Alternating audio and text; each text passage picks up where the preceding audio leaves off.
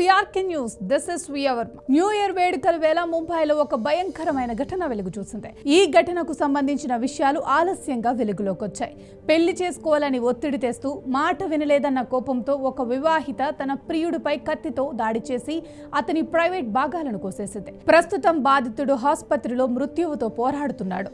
నిందితురాలు పరారీలో ఉంది. ఇక విషయంలోకి వెళ్తే దేశ ఆర్థిక రాజధాని ముంబై నగరంలో ఓ ఘోరమైన ఘటన చోటు చేసుకుంది. పోలీసుల విచారణలో ఇరువురికి వివాహం ఖాయమయ్యింది. కుటుంబాలు ఉన్నాయి. నిందితురాలతో బాధితుడు గత 6-7 ఏళ్ల నుంచి వివాహేతర సంబంధం ఉంది. అంతేకాదు నిందిత మహిళ బాధితుడి సోదరికి స్వయాన ఆడబడచ్చు.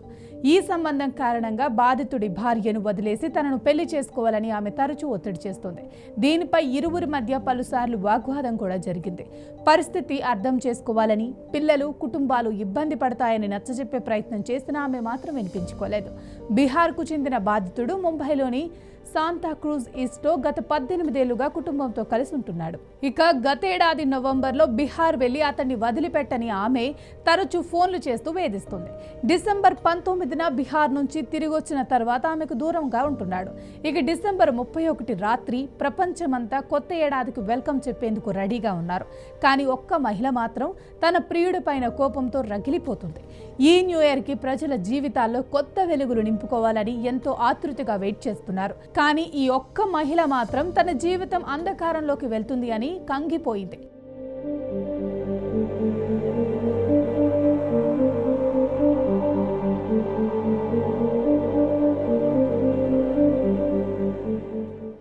నమ్మించి పెళ్లి చేసుకుంటాడని ప్రియుడి మాటలు పదే పదే గుర్తు చేసుకుని కోపంతో ఊగిపోయింది.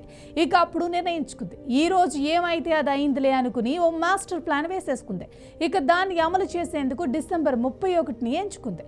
ఇకేముంది, పగ తీర్చుకునేందుకు ఇదే అనువైన సమయం అని డిసెంబర్ ఉదయం నుంచే ప్లాన్ అమలు చేసేందుకు వ్యూహాలు రచించింది. ఇక జనవరి అర్ధరాత్రి 1:30 గంటల సమయంలో ఫోన్ చేసి న్యూ ఇయర్ కోసం స్వీట్లు ఇస్తానని ఆహ్వానించింది. ఆ సమయంలో మహిళ, పిల్లలు ఇంట్లో నిద్రపోతున్నారు. ఇక పని మొదలు పెట్టేసింది.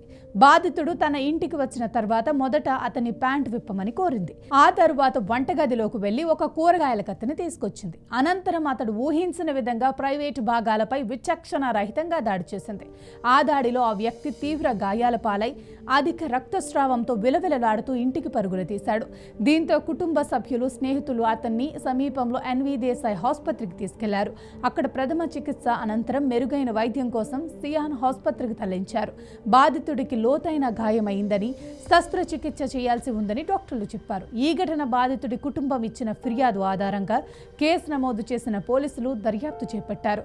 నిందిత మహిళ పరారీలో ఉందని, ఆమె కోసం గాలిస్తున్నామని పోలీసులు పేర్కొన్నారు. ఇక శాంతాక్రూజ్ పోలీసులు ఈ ఘటనపై కేసు నమోదు చేసి ఆమె కోసం ప్రత్యేక బృందాలతో గాలిస్తున్నారు. వివాహేతర సంబంధం ఇంతటి హింసాత్మక ఘటనకు దారితీయటం స్థానికంగా సంచలనం సృష్టించింది.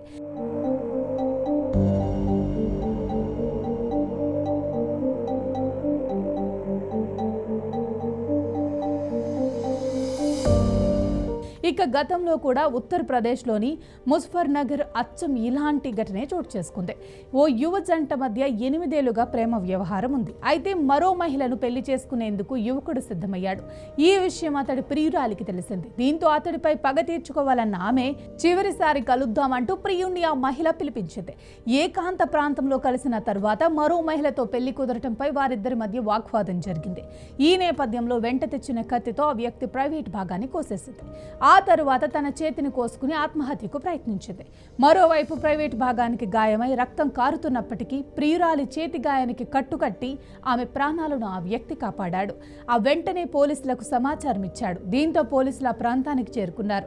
వారిద్దరిని హాస్పిటల్కి తరలించారు.